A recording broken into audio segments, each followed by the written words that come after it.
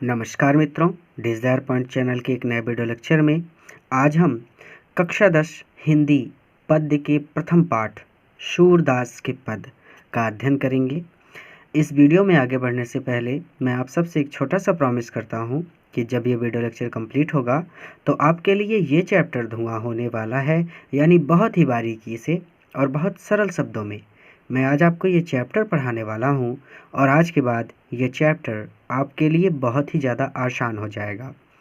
तो सबसे पहले कहते हैं, चरण कमल बंदो हरि राई, जाकी कृपा पंगु गिरि लंघे, अंधे को शब कछु दर्शाई, बहिरो सुने गूंग पुनि बोले, रंक चले सिर छत्र धराई।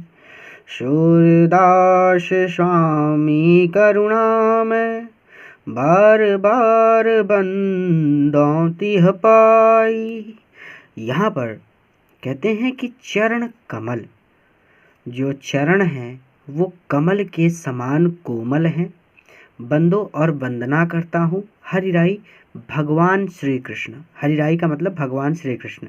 तो यहाँ पर सूरदास जी कहते हैं कि मैं भगवान श्री कृष्ण के कमलवत रूपी या फिर कमल रूपी चरणों की वंदना करता हूँ। ठीक है, क्लियर हो गया कि यहाँ पर सूरदास जी कहते हैं कि मैं हरिराई भगवान श्री कृष्ण के कमल रूपी चरणों की वंदना करता हूँ। जाकी कृपा, जिसकी कृपा से पंगु लंगड़ा व्यक्ति गिरि पर्वत को लंघे पार कर जाता है। जिसकी कृपा से लंगड़ा व्यक्ति भी पर्वत को पार कर जाता है। अंधे को और अंधे व्यक्ति को सब कुछ दर्शाई दिखाई देने लगता है, और अंधे व्यक्ति को सब कुछ दिखाई देने लगता है। बहिरो सुने, बहरा व्यक्ति सुनने लगता है। गूंग पुनि बोले, गूंगा व्यक्ति पुनि फिर से बोलने लगता है। गूंगा व्यक्ति फिर से बोलने लगता है। रंक, रंक मतलब गरीब व्यक्ति चलने लगता है। सिर, अपने सिर पर छत्र, राजा का छत्र धराई धारण करके, जैसे राजा महाराजा अपने सिर पर छत्र धारण करके चलते हैं, ठीक वैसे ही गरीब व्यक्ति भी अपने सिर पर राज छत्र धारण करके चलने लगता है। इसका तात्पर्य है गरीब व्यक्ति भी राजा बन जाता है। सूरदास स्वामी करुणामय, सूरदास जी कहते हैं कि भगवान श्री कृष्ण करुणामय हैं, यानी करुणा के सागर हैं। सूरदास जी कहते हैं कि भगवान श्री कृष्ण करुणा के सागर हैं। बार बार बंदो तिह पाई, और मैं बार बार बंदो वंदना करता हूँ। तिह उनके पाई पैरों की या फिर चरणों की, और मैं उनके चरणों की बार बार वंदना करता हूँ। फिर से चलिए एक बार रिवीजन करेंगे, मेरे साथ आप भी पढ़िएगा। देखिए, दो तरीके होते हैं पहली लाइन को पढ़ने के, दो तरीके हैं। पहला तरीका कि सूरदास जी कहते हैं कि मैं भगवान श्री कृष्ण के कमलवत या फिर कमल रूपी चरणों की वंदना करता हूँ। इसको पढ़ने का दूसरा तरीका भी होता है। आप कमल को साइलेंट कर दीजिए, आप इसको ऐसे पढ़ लीजिए कि सूरदास जी कहते हैं कि मैं भगवान श्री कृष्ण के चरणों की वंदना करता हूँ, और फिर आप आगे जोड़िए इस कमल को, यानी जो कमल के समान कोमल हैं। दो तरीके होते हैं पढ़ने के। पहला तरीका तो यही बता दिया कि सूरदास जी कहते हैं कि मैं भगवान श्री कृष्ण के कमल रूपी चरणों की वंदना करता हूँ। दूसरा तरीका, आप कमल को साइलेंट करके बाद में बोलिए कि सूरदास जी कहते हैं कि मैं भगवान श्री कृष्ण के चरणों की वंदना करता हूँ जो कमल के समान कोमल हैं। तो दोनों तरीके से लिख सकते हैं, दोनों सही हैं। जिनकी कृपा से लंगड़ा व्यक्ति पर्वत को पार कर जाता है, अंधे व्यक्ति को सब कुछ दिखाई देने लगता है, बहरा व्यक्ति सुनने लगता है, गूंगा व्यक्ति फिर से बोलने लगता है, गरीब व्यक्ति अपने सिर पर राज छत्र धारण करके चलने लगता है, अर्थात गरीब व्यक्ति भी राजा बन जाता है। सूरदास जी के स्वामी करुणा के सागर हैं, उनके चरणों की मैं बार बार वंदना करता हूँ। यानी इस लाइन को ऐसे लिखना है कि सूरदास जी कहते हैं कि भगवान श्री कृष्ण करुणा के सागर हैं और मैं उनके चरणों की बार बार वंदना करता हूँ। आगे देखिए, अभिगत गति कछु कहत न आवे, जो गूंगे मीठे फल को रस अंतर्गति भावे, परम स्वाद सबहिषु निरंतर अमित तोष उपजावे, मन वाणी को अगम अगोचर सो जाने जो पावे, रूप रेख गुण जात जुगत बिनु निरालंब कित धावे, सब विधि अगम विचार ही ताते, शूर सगुन पद गावे। यहाँ पर दो तरह के ईश्वर बताए गए हैं। ये ऐसा पद्यांश है जो बच्चों को बहुत कम समझ में आता है, और ऐसा होता क्यों है? क्योंकि वो इसे समझना ही नहीं चाहते। अब पहले समझिए, यहाँ पर पहले तो ईश्वर बताए गए हैं जो है निर्गुण, निर्गुण ईश्वर कह सकते हैं या फिर निर्गुण ब्रह्म। तो निर्गुण ईश्वर यानी जिसका कोई रूप नहीं है, कोई रेख नहीं है, कोई जुन नहीं है, जाति नहीं है, जुगति नहीं है, अर्थात एक ऐसा ईश्वर जिसका कोई रूप नहीं है, ना तो कोई गुण है, ना ही कोई जुगति है उस ईश्वर को पाने की, वो है निर्गुण ब्रह्म, निर्गुण ईश्वर। और दूसरा है सगुण ब्रह्म या फिर सगुण ईश्वर, जैसे श्री कृष्ण। तो श्री कृष्ण को पाने की युक्ति भी है, श्री कृष्ण का रूप है, यानी हम उनको जानते हैं कि वो कैसे दिखते हैं। श्री कृष्ण के बारे में हमें पता है, यानी उनके गुण, उनके दोष, उनके बारे में सब कुछ हमें पता है। लेकिन निर्गुण ब्रह्म के बारे में हमें सब कुछ नहीं पता। तो यहाँ पर सूरदास जी कहते हैं कि जो निर्गुण ब्रह्म है, यानी जिसके बारे में हम जानते ही नहीं, उसकी उपासना करना बहुत कठिन है, और उस तक पहुँचना तो और भी कठिन है। लेकिन श्री कृष्ण जो कि सगुण ब्रह्म है, यानी सगुण ईश्वर हैं, उनकी उपासना करना बहुत सरल है। अब देखिए, इस पद्य को समझिए, तब आपको पता चलेगा कि यहाँ पे कैसे कैसे वर्णन किया गया है। तो कहते हैं कि अभिगत गति, अभिगत का मतलब होता है अज्ञात और निराकार। तो जो निर्गुण ब्रह्म है ना, वो अज्ञात है, यानी उसको जानते नहीं, उसको देखा नहीं है, और वो निराकार है, यानी उसका कोई आकार ही नहीं है। गति मतलब दशा, स्थिति। तो अब इन दोनों को जोड़कर हम सीधा सीधा कहेंगे कि निर्गुण ब्रह्म की दशा या फिर निर्गुण ब्रह्म के स्वरूप के बारे में कछु कुछ भी कहत नावे, कहा नहीं जा सकता। तो निर्गुण ब्रह्म के स्वरूप के बारे में कुछ भी कहा नहीं जा सकता। ये ठीक वैसे ही है जैसे ज्यों, यानी ये ठीक वैसे ही है जैसे गूंगा व्यक्ति मीठे फल को रस, मीठे फल को रस यानी मीठे फल का स्वाद अंतर्गत यानी अपने हृदय में ही भावे, अनुभव करता है। ये ठीक वैसे ही है जैसे गूंगा व्यक्ति मीठे फल का स्वाद अपने हृदय में ही अनुभव करता है, उसका वर्णन नहीं कर सकता मुख से बोलकर। अब आप सोचो कि इस गूंगे से पूछ लें कि ज़्यादा मीठा है कि कम मीठा है, खट्टा तो नहीं है, तो वो बोलेगा नहीं। ठीक वैसे ही निर्गुण ब्रह्म भी है, उसके रूप और आकार के बारे में कुछ कहा ही नहीं जा सकता, कोई भी कह नहीं सकता, क्योंकि वो निर्गुण है। निर्गुण ब्रह्म यानी जिनका कोई रूप ही नहीं है, कोई आकार ही नहीं है, स्वरूप ही नहीं है। ठीक है, तो निर्गुण ब्रह्म या फिर निर्गुण ईश्वर दोनों चीज़ें कह सकते हैं। ठीक है, तो निर्गुण ब्रह्म से भी पढ़ाया जा सकता है, निर्गुण ईश्वर से भी, तो हम निर्गुण ब्रह्म से ही पढ़ा रहे हैं। ठीक है, तो निर्गुण ब्रह्म के स्वरूप के बारे में कुछ भी कहा नहीं जा सकता, ज्यों ये ठीक वैसे ही है जैसे गूंगा व्यक्ति मीठे फल का स्वाद अपने हृदय के अंदर ही अनुभव करता है, मुख से बोलकर उसका वर्णन नहीं कर सकता। परम स्वाद सबहिषु निरंतर। अब यहाँ पे कहते हैं कि यद्यपि परम स्वाद का मतलब होता है अलौकिक आनंद, अत्यधिक आनंद भी बोल सकते हैं। ध्यान से समझिए, बहुत स्लो पढ़ा रहा हूँ। सबहिषु निरंतर, अब यहाँ पर कहते हैं सबहिषु निरंतर, यानी जो यहाँ पर ऐसे कह रहे हैं कि इसको ऐसे पढ़ना है कि यद्यपि निर्गुण ब्रह्म की प्राप्ति से निरंतर परम स्वाद प्राप्त होता है, सबहिषु प्राप्त होता है, यानी इसका मतलब यहाँ पे है कि अत्यधिक आनंद प्राप्त होता है। यद्यपि निर्गुण ब्रह्म की प्राप्ति से निरंतर अत्यधिक आनंद प्राप्त होता है। परम स्वाद का मतलब अत्यधिक आनंद, अलौकिक आनंद भी कह सकते हैं। अमित तोष उपजावे, और जो उपासक है ना उसको अमित तोष उपजावे, यानी और उपासक को अमित असीम तोष संतोष उपजावे प्राप्त होता है, और उपासक को असीम संतोष प्राप्त होता है। मन वाणी को अगम अगोचर, अगम मतलब जहाँ पहुँचना कठिन हो, अगोचर मतलब इंद्रियों की गति से परे।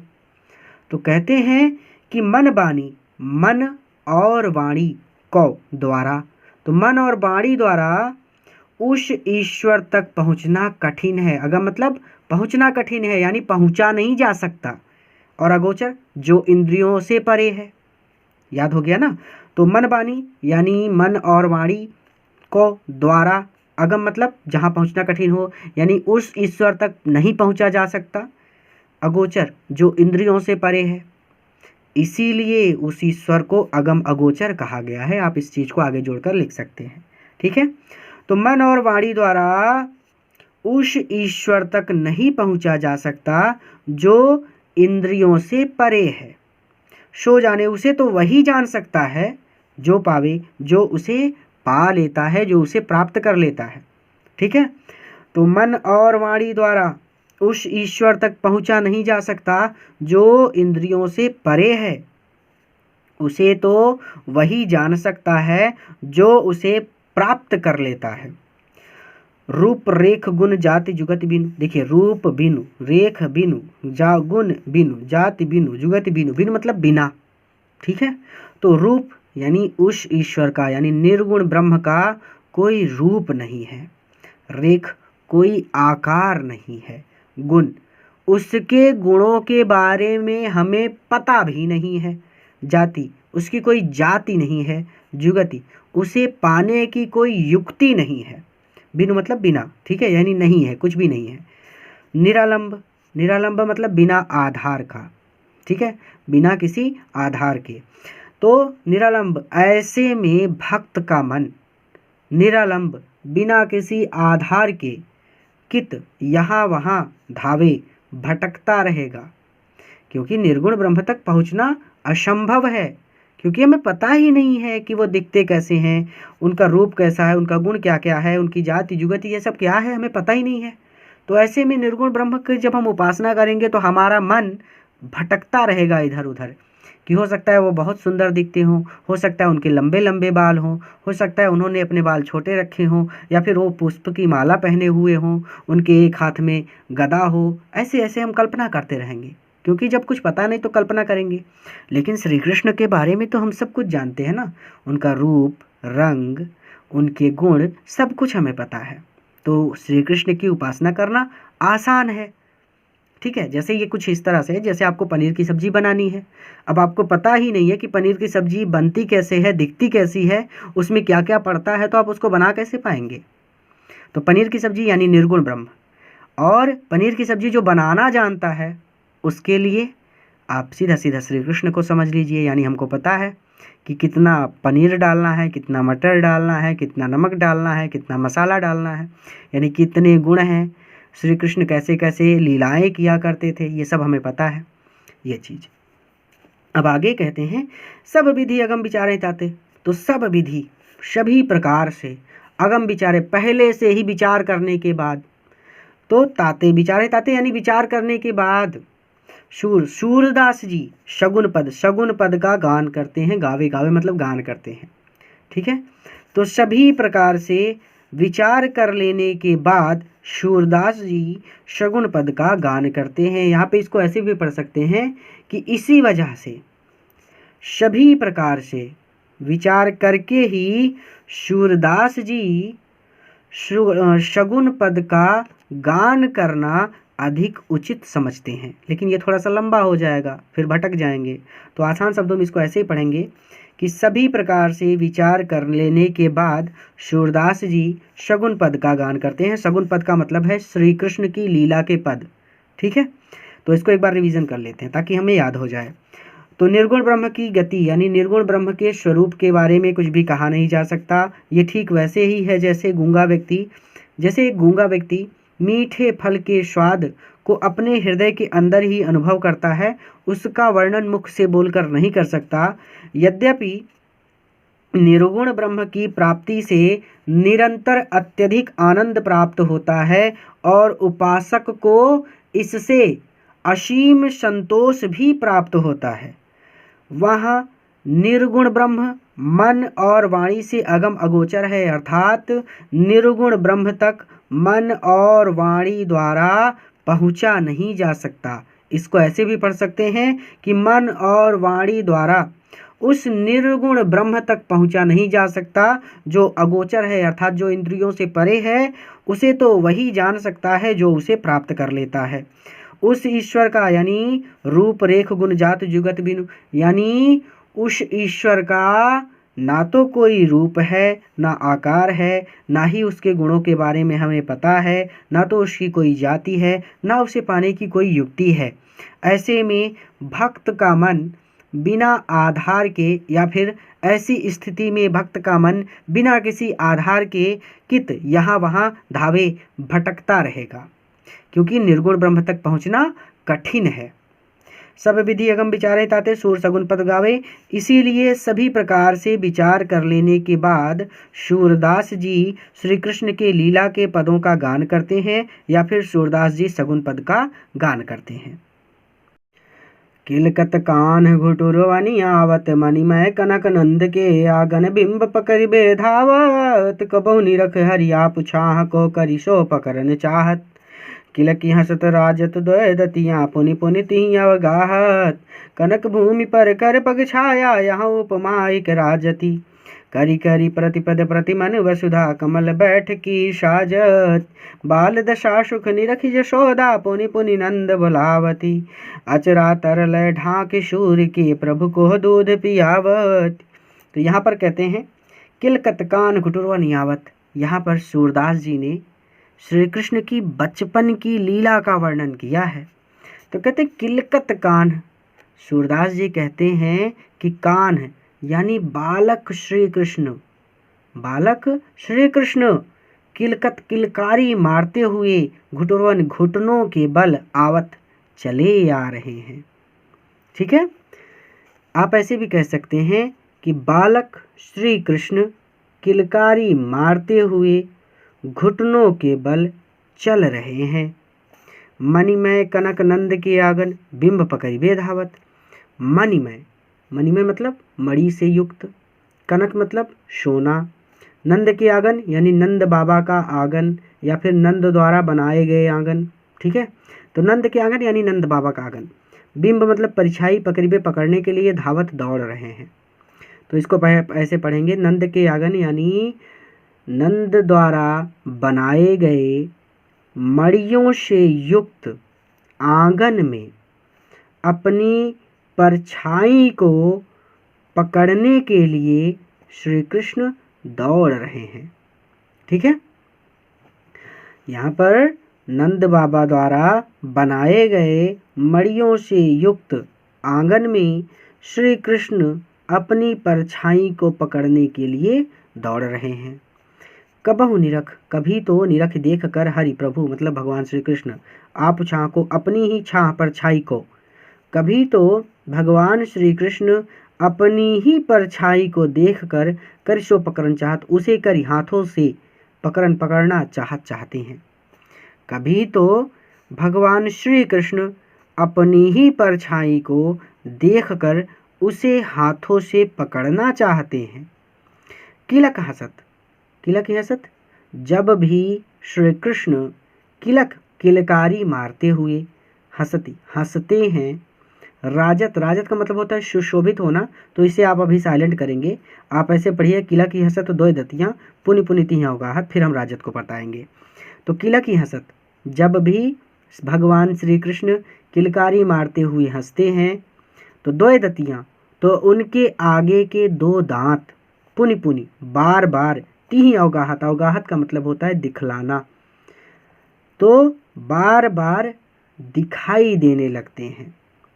जब कभी भी भगवान श्री कृष्ण किलकारी मारकर हंसते हैं तो उनके आगे के दो दांत बार बार दिखाई देने लगते हैं।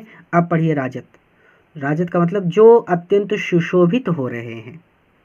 तो जब कभी भी भगवान श्री कृष्ण किलकारी मारकर हंसते हैं तो उनको उनके आगे के 2 दांत बार बार दिखाई देने लगते हैं, जो अत्यंत सुशोभित हो रहे हैं। कनक भूमि, कनक भूमि का मतलब है कि वो भूमि जो पृथ्वी है ना, वो सोने की है, यानी सोने का फर्श, आप ऐसे कह सकते हैं। तो कनक भूमि पृथ्वी रूपी सोने का फर्श, कनक भूमि पृथ्वी रूपी सोने का फर्श, ठीक है। पर कर पग, कर मतलब हाथ, पग मतलब पैर, छाया मतलब छाया ही, परछाई। तो कनक भूमि श्री कृष्ण के हाथ पैर की छाया, कनक भूमि उस पृथ्वी रूपी सोने के फर्श पर, श्री कृष्ण के हाथ पैर की छाया उस पृथ्वी रूपी सोने के फर्श पर, यह उपमा एक राजत, यह उपमा एक राजत ऐसी प्रतीत हो रही है, यह उपमा एक राजत यानी ऐसी प्रतीत हो रही है मानो करी करी प्रतिपद, कि श्री कृष्ण के प्रत्येक पद पर, यानी जहाँ कहीं भी वो पैर रख देते हैं या फिर जहाँ कहीं पर भी वो हाथ रख देते हैं, प्रतिमन प्रत्येक मणि में वसुधा पृथ्वी कमल बैठ की साजत, कमल का आसन सजा देती है। यानी श्री कृष्ण के, ऐसे पढ़ना है, मानो श्री कृष्ण के प्रत्येक पद पर पृथ्वी प्रत्येक मणि में कमल का आसन सजा देती है। तो इसको फिर से पढ़ लीजिए कि कनक भूमि पर कर पग छाया, यहाँ उपमा एक राजत करी करी प्रतिपद प्रतिमन वसुधा कमल बैठ की साजती। इसका मतलब यहाँ पे सीधा सीधा कि श्री कृष्ण के हाथ पैर की छाया उस पृथ्वी रूपी सोने के फर्श पर ऐसी प्रतीत होती है मानो कि श्री कृष्ण के प्रत्येक पद पर पृथ्वी प्रत्येक मणि में उनके बैठने के लिए कमल का आसन सजा देती हो। बाल दशा सुख निरख यशोदा पुनि पुनि नंद बुलावत, बाल दशा सुख यानी श्री कृष्ण की बाल लीलाओं को निरख देख कर यशोदा माता, श्री कृष्ण की बाल लीलाओं को देख कर यशोदा माता पुनि पुनि बार बार नंद बुलावत, नंद बाबा को बुलाती हैं। अचरा तरले ढाक सूर्य के प्रभु को दूध पियावत, और सूरदास जी के प्रभु अर्थात बालक श्री कृष्ण को अवचरा तरले ढाकी अपने आंचल से ढककर दूध पियावत, दूध पिलाने लगती हैं। तो रिवीजन करना हो तो इसका ऐसे करेंगे कि भगवान श्री कृष्ण यानी बालक श्री कृष्ण किलकारी मारते हुए घुटनों के बल चल रहे हैं। नंद के द्वारा बनाए गए मड़ियों से युक्त आंगन में वो अपनी परछाई को पकड़ने के लिए दौड़ रहे हैं। कभी तो भगवान श्री कृष्ण अपनी ही परछाई को देखकर उसे हाथों से पकड़ना चाहते हैं, और जब कभी भी वो किलकारी मारते हुए हंसते हैं तो उनके आगे के 2 दांत बार बार दिखाई देने लगते हैं, जो अत्यंत सुशोभित हो रहे हैं। श्री कृष्ण के हाथ पैर की छाया उस पृथ्वी रूपी सोने के फर्श पर ऐसी प्रतीत हो रही है मानो कि श्री कृष्ण के प्रत्येक पद पर प्रत्येक मणि में उनके बैठने के लिए पृथ्वी ने कमल का आसन सजा दिया हो। वसुधा मतलब पृथ्वी। बाल दशा सुख निरख यशोदा, श्री कृष्ण की बाल लीलाओं को निरख देख कर यशोदा माता बार बार नंद बाबा को बुलाती हैं, और सूरदास जी के प्रभु बालक श्री कृष्ण को अपने आंचल से ढककर दूध पिलाने लगती हैं। मैं अपनी सब गाय चरे हों, प्रात होत बल के संग जय हों, तेरे कहे न रहे हों, बाल बाल गाइन के भीतर न कहूँ डर नहीं लागत। आज न सोवो नंद दुहाई, रैनी रहूँगो जागत, और ग्वाल सब गाय चराई हैं, मैं घर बैठे रहे हों। शोर शाम तुम सोई रहो, अब प्रात जान मैं दे हो। तो यहाँ पर बालक श्री कृष्ण थोड़े से बड़े हो गए हैं और वो अपनी माता यशोदा से हठ करते हुए कुछ कह रहे हैं। तो सूरदास जी कहते हैं कि मैं अपनी सब गाय चराई हूँ, यानी सूरदास जी कह रहे हैं कि बालक श्री कृष्ण अपनी माता यशोदा से हठ करते हुए कहते हैं कि हे माता, मैं अपनी सब गाय चराई हूँ, मैं भी अपनी सभी गायों को चराने के लिए वन जाऊंगा। मैं भी अपनी गायों को चराने के लिए वन जाऊंगा। हे माता, मैं अपनी सब गाय चराई हूँ, मैं अपनी गायों को चराने वन जाऊंगा। प्रात होत सुबह होते ही बल मतलब बलराम भैया के संग मैं जाऊंगा। सुबह होते ही मैं बलराम भैया के साथ जाऊंगा। तेरे कहे न रही हूँ, तेरे कहे तुम्हारे कहने से न रही हूँ, घर में नहीं रुकूंगा। प्रात होत बल के संगी हूँ, प्रात होते ही यानी सुबह होते ही मैं बलराम भैया के साथ वन जाऊंगा, तुम्हारे कहने से भी घर में नहीं रुकूंगा। ग्वाल बाल यानी ग्वाल सखाओं के गायन और गायों के भीतर बीच, ठीक है।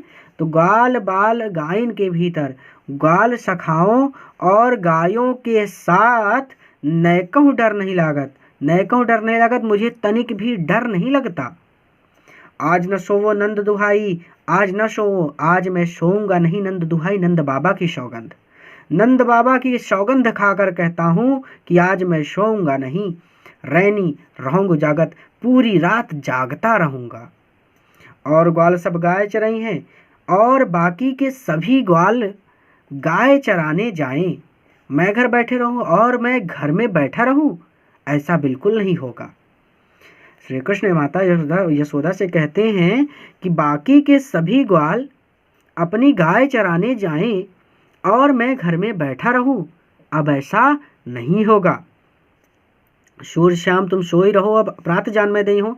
तो सूरदास जी कहते हैं कि माता यशोदा श्री कृष्ण को विश्वास दिलाते हुए ये कहती हैं कि श्याम, हे पुत्र, तुम सोई रहो, अब तुम सो जाओ।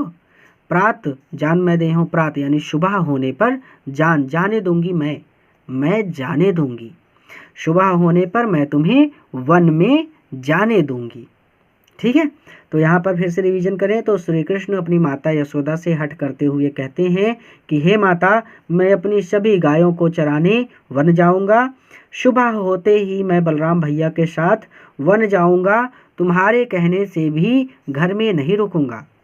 ग्वाल सखाओं और गायों के भीतर यानी ग्वाल सखाओं और गायों के साथ मुझे बिल्कुल भी डर नहीं लगता है। आज न सोवो नंद दुहाई, नंद बाबा की सौगंध खाकर कहता हूँ कि आज मैं सोऊंगा नहीं, सारी रात जागता रहूंगा। बाकी के सभी ग्वाल गाय चराने जाएं और मैं घर में बैठा रहूं, यहाँ पे क्वेश्चन मार्क है, इसका मतलब अब ऐसा नहीं होगा, यानी मैं भी जाऊंगा। ग्वाल मतलब वही छोटे छोटे बच्चे, ठीक है, ग्वाले, ठीक है। तो और ग्वाल सब गाय चराई हैं, मैं घर बैठे रहे हूँ, सब ग्वाल गाय चराने जाएं और मैं घर में बैठा रहूं, अब ऐसा बिल्कुल नहीं होगा। सूरदास जी कहते हैं कि माता यशोदा श्री कृष्ण को विश्वास दिलाते हुए कहती हैं कि हे पुत्र, तुम अब सो जाओ, सुबह होने पर मैं तुम्हें गाय चराने वन में जाने दूंगी। तो आज के इस वीडियो में बस यहीं तक, क्योंकि ये बहुत ज़्यादा इम्पॉर्टेंट है, बोर्ड एग्ज़ाम में हर साल पूछे जाते हैं, इसीलिए जितना आपने पढ़ा है उतना कम से कम आपको समझ भी आना चाहिए। तो जितना आपको पढ़ाया गया है इतना आप एक बार खुद से रिवीजन करेंगे। इसके आगे हम अगले पार्ट में पढ़ेंगे। इस वीडियो को अपने मित्रों के साथ ज़रूर शेयर कीजिए ताकि वो भी इससे लाभ ले सकें। पूरा वीडियो देखने के लिए धन्यवाद। एक नए वीडियो लेक्चर में इस चैप्टर के सेकंड पार्ट के साथ मैं आपसे फिर से मिलूँगा।